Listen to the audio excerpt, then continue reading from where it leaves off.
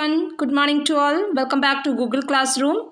In this session, we are going to discuss a new chapter, that is chapter 1, Real Numbers. Okay, in this chapter there are two sections. First section is Euclid's division lemma that was removed by CBSE from this year's board exam. So the next topic, fundamental theorem of arithmetic, we have to discuss in this session. Okay, in this fundamental theorem of arithmetic, you already studied in lower class without knowing that is the fundamental theorem of arithmetic. Okay, that fundamental theorem of arithmetic means composite number can be expressed or factorized as product of prime numbers.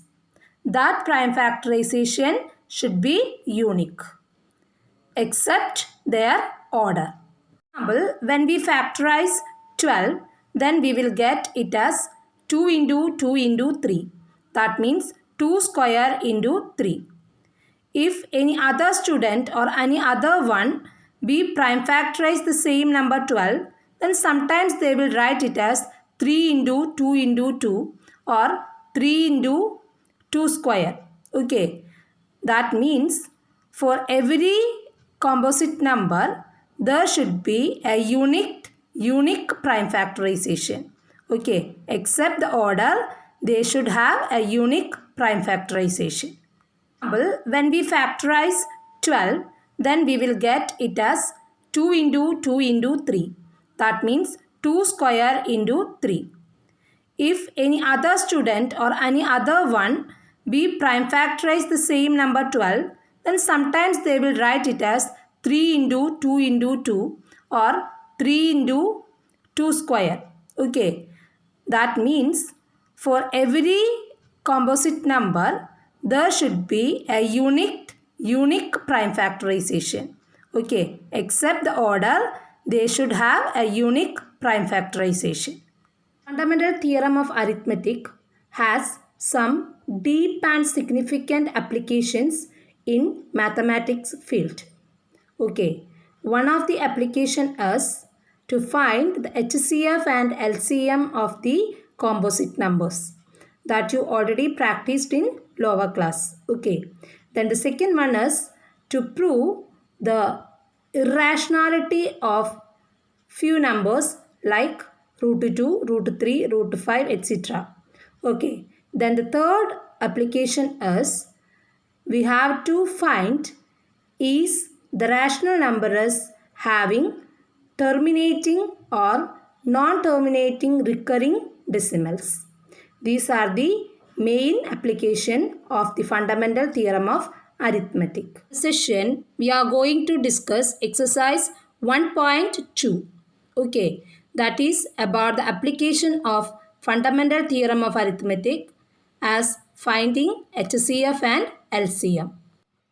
Before that, we have to discuss the relation between HCF and LCM of the two numbers.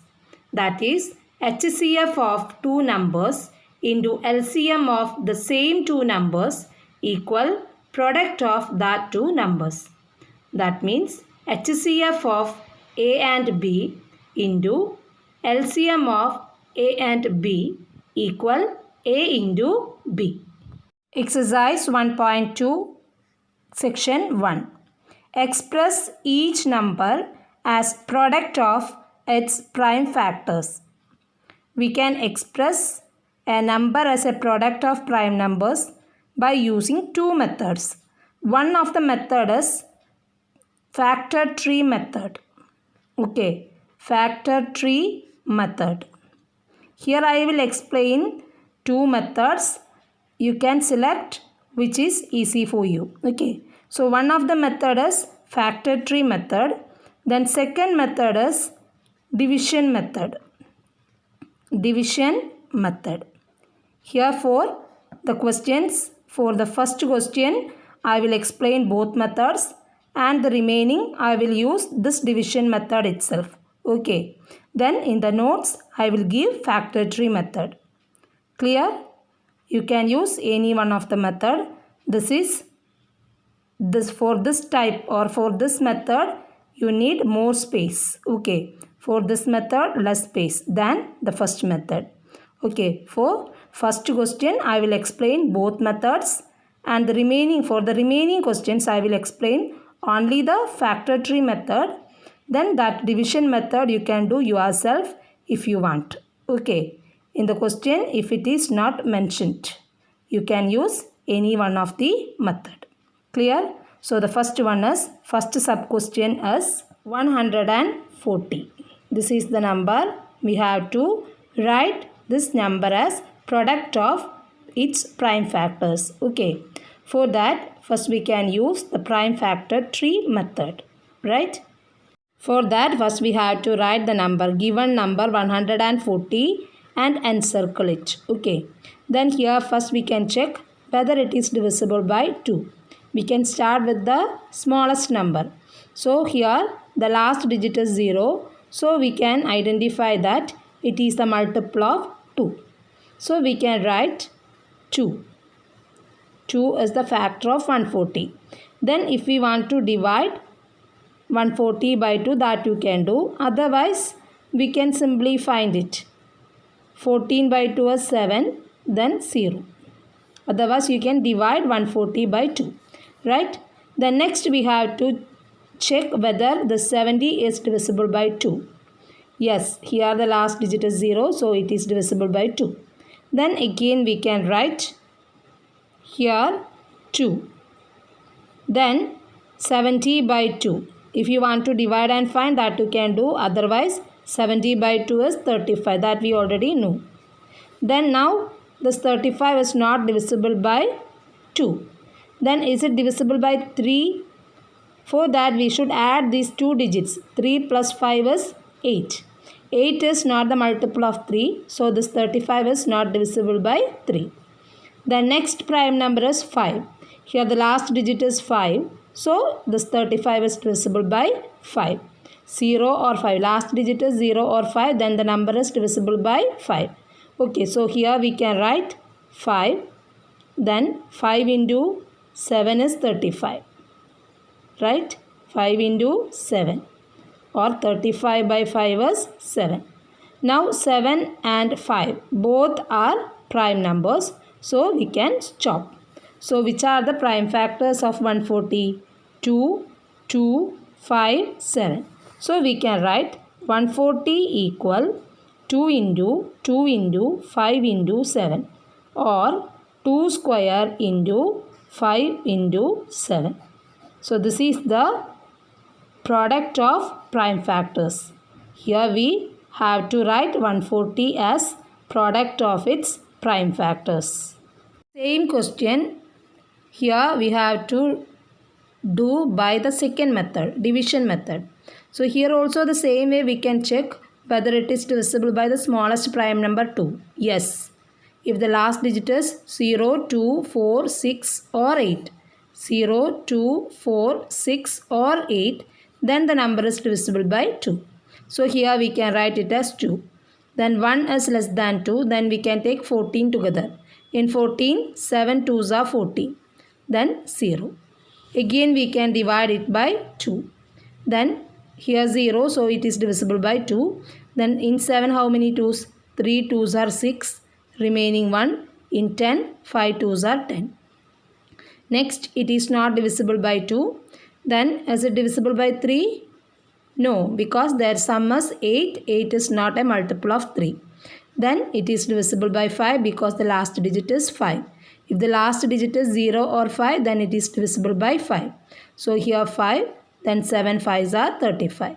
Then the answer is 140 equal 2 into 5 into 7, or 2 square into 5 into 7.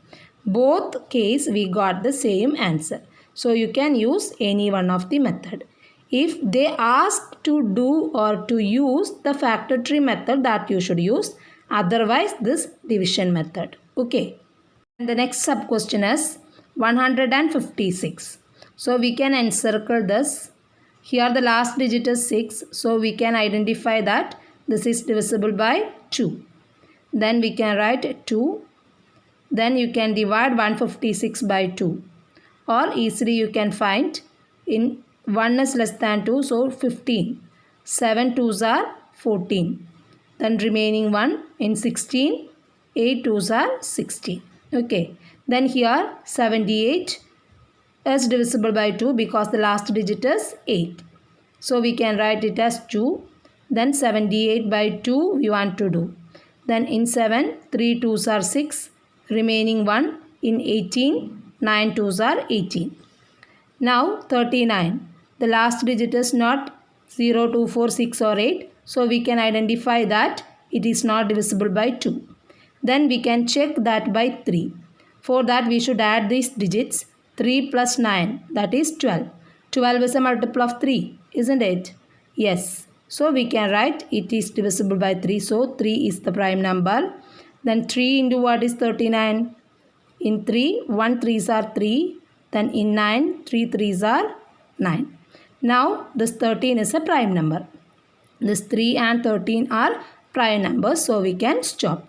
So we get the answer as 156 equal 2 into 2 into 3 into 13. 2 into 2 into 3 into 13. That is 2 square into 3 into 13.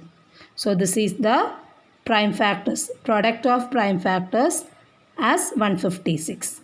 That means we wrote 156 as product of its prime factors. Do the same question by the second method. Then 156 divided by 2. 7 2s are 14, remaining 1, 16, 8 2s are 16. Then it is divisible by 2, so divide it by 2. Then 3 2s are 6, then remaining 1, 18, 9 2s are 18. Now this is not divisible by 2, so we should check whether it is divisible by 3 or not. Here 3 plus 9 is 12, so 12 is multiple of 3. So this 39 is divisible by 3.